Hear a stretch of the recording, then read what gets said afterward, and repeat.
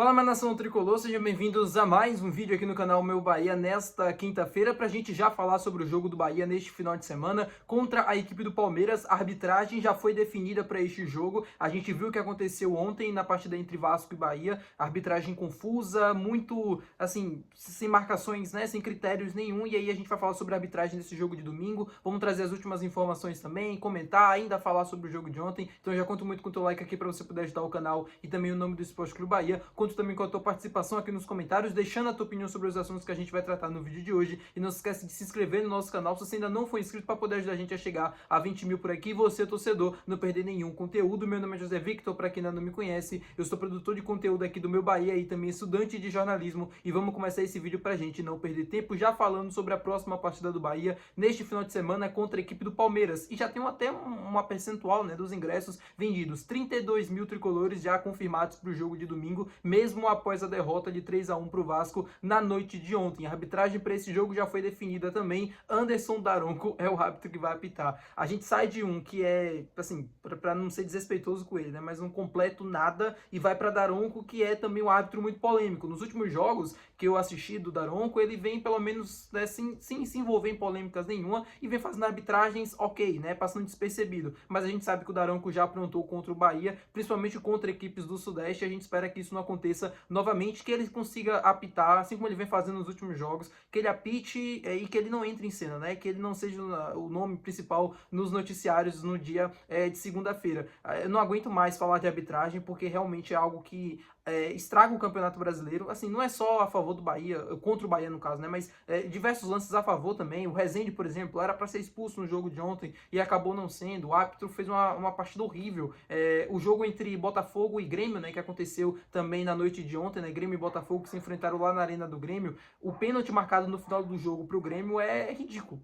Essa é a palavra. O jogador do Botafogo tá com a mão presa no corpo, a bola bate na mão dele e o juiz marca pênalti sem sentido algum. O árbitro de vídeo recomenda e acontece a mesma coisa que aconteceu no jogo do Bahia no lance da expulsão do Jean Lucas. Que o Daronco consiga fugir dessas atenções da arbitragem, principalmente depois dessa rodada, né, atrasada que a gente teve na noite de ontem, com jogos muito conflituosos. Falando com vocês ainda sobre esse jogo de ontem, né, e agora já trazendo análise, muita gente comentando, muita gente falando sobre o técnico Rogério Ceni, sobre as escolhas, e é claro que eu gosto aqui de dar meus pitacos, gosto de comentar, e eu vou fazer isso com vocês no vídeo de hoje. Muita gente cobrando o Rogério e já deixando claro que ele não é treinador para o Bahia para conseguir títulos importantes, conseguir terminar, por exemplo, entre os 4 primeiros ali via Brasileirão e etc, e de que ele já está perdendo o comando do time. Eu não vou por esse viés, assim, eu acho que ele não tá perdendo o comando do time necessariamente, só que quando a gente fala às vezes do comportamento de atleta A, atleta B, atleta C, isso pra mim é reflexo do trabalho dele. Isso também é culpa do Rogério. Eu sei que ele não entra em campo, eu sei que ele não comanda a vontade do jogador, mas ele é uma pessoa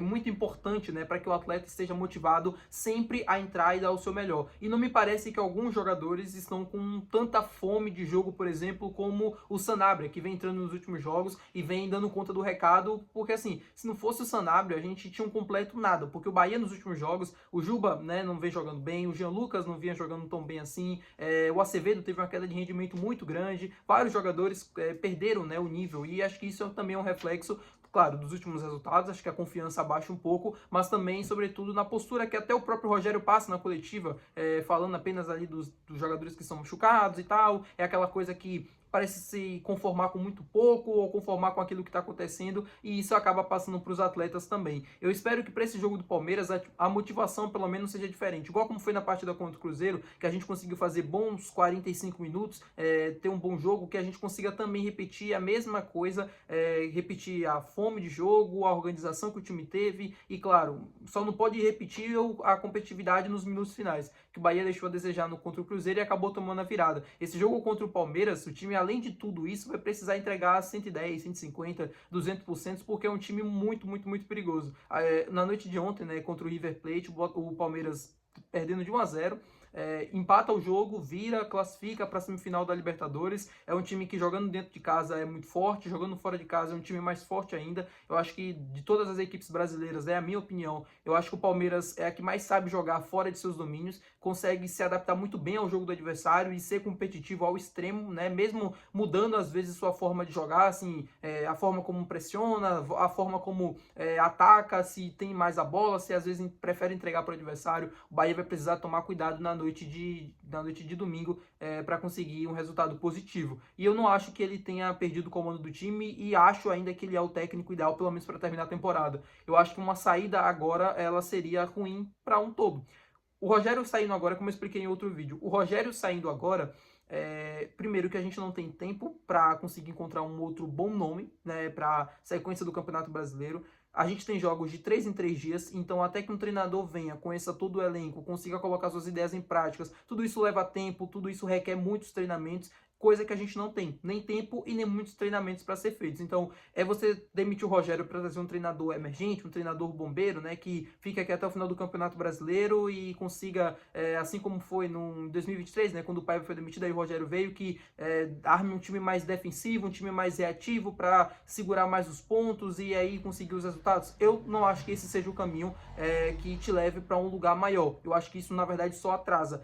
Aí você tá dizendo assim, mas você tá defendendo o Rogério. Não, não tô defendendo o Rogério. Claro que ele tem os erros dele, claro que tem muitas coisas que precisam ser melhoradas, e eu falei sobre isso já nesse vídeo e em dezenas de outros vídeos que eu fiz aqui, mas eu acho que uma saída agora só acabaria prejudicando do que ajudando. No final da temporada, quando tiver tudo assim, né, o ano acabou, e aí consegue se fazer uma análise sobre o que foi o ano, sobre o que pode ser melhorado pro ano que vem, se o Rogério é ou não um treinador ideal, aí sim é uma outra história. Agora, no meio da temporada, a gente terminando no Campeonato Brasileiro, até que chegue um treinador novo, até que ele consiga montar um time ideal, que ele coloque suas ideias, tudo isso leva tempo. O Vitória, por exemplo, vou pegar o Vitória de exemplo, porque é a nossa realidade mais próxima. O Vitória está indo para o 4º técnico no ano. Se trocar de treinador funcionasse, o Vitória já estava brigando para ir para a Libertadores. Na realidade, o time está afundado na zona do rebaixamento e nem depende mais de si para conseguir sair já nessa rodada agora do final de semana. Nem sempre a troca de técnico ela é a solução. Não é também a mesma coisa, por exemplo, que aconteceu com o Renato Gaúcho, que pediu demissão lá do Fluminense e, assim, né, deu um dane-se para todo mundo e vou descansar. Né? Ele deixou os jogadores na mão, deixou todo mundo na mão e falou, vou descansar. E o Fluminense não estava jogando tão mal assim, claro, não vinha jogando tão bem, mas também conseguiu a classificação para cima do Bahia, vinha de bons resultados ali no Campeonato Brasileiro, acabou eliminado para o Lanús e o Renato Gaúcho perdeu a paciência com os gênios da internet, como ele mesmo diz, e acabou pedindo demissão. E aí falando também sobre um outro ponto, que aí sim eu acho que mais nesse momento, né, que é mais necessário cobrar necessariamente do que uma saída de treinador, é a questão da falta de reforços. E a gente falou sobre isso do mês passado inteiro. O Bahia precisava de mais, o Bahia precisava contratar mais, muitos jogadores lesionados, a sequência de jogos agora seria grande. E aí o que é que a gente está vendo? Um time que tem poucas opções, porque muitos estão lesionados, um time que tem poucas opções, e as opções que chegaram, uma, que é o Luiz Gustavo, ele não está pronto para ser titular, porque senão ele era titular no lugar do Gabriel Xavier, também ele acabou de chegar, então, mas mesmo assim não está recebendo oportunidade. O João Paulo, que em tese era para ser o nosso goleiro titular, está no departamento médico, tratando de uma lesão no joelho, e o Sanabria, que é o único que vem correspondendo, assim como o Lúcio no ano passado, quando ele chegou, ele mudou um pouco a cara do Bahia e entregou mais vontade, né? Assim, belo português, um belo futebol, né? Aqui da língua do futebol, ele entregou mais vontade. É um cara que acaba estimulando os demais, é um cara que vai para cima, que não tem medo, que arrisca, que vai pro drible, e isso é importante, né? Para estabilizar a defesa adversárias, para conseguir faltas também ali na entrada da área, pela lateral do campo. O Sanabria é um jogador diferente, acho que quando o Pulga voltar, vai ser difícil tirar ele do time, para ser bem sincero. O Ademir, ele entregou muito antes da lesão, isso é um fato, só que o Sanabria, na minha opinião, pelo momento que vem vivendo, até quando o Ademir voltar também, mas, assim, é um jogador importante, mas vai pro banco, e o Sanabria joga no lado direito, e o Pulga joga pelo lado esquerdo, e aí o Ademir vai ter que correr atrás para conseguir recuperar a posição, porque o momento do Sanabria é muito bom, e ele mesmo se escalou no time titular, e vai ser difícil para tirar. Espero que vocês tenham gostado do vídeo de hoje, e aí já, antes de finalizar o vídeo, né, mas já para emendar com vocês, quando eu falava sobre o Inestrosa, Quando eu falava sobre outros jogadores que casavam muito bem com o esquema de jogo do Bahia, o Inestrosa, por exemplo, é um ponta, mas que tem muita força física. Para jogar nesse estilo do Rogério, é um jogador que casa bem. Por quê? Porque na hora de recompor, quando o time não tem a bola, ele consegue acompanhar o lateral adversário. Na maioria das vezes, ele consegue recompor e mesmo assim ainda sobra muito fôlego para poder atacar, para poder ir para um contra um, para poder ir para o drible, né? Para aquele jogo de velocidade que o Sanabria acaba fazendo. A diferença do Sanabria é que ele não tem um porte físico, né? De um jogador que volta para marcar. O Kaique também não tem esse porte físico. Piorou o Juan Pablo ou qualquer outro jogador da base. Espero que vocês tenham gostado do vídeo de hoje. Se você gostou, não esquece de deixar o teu gostei, que é importante.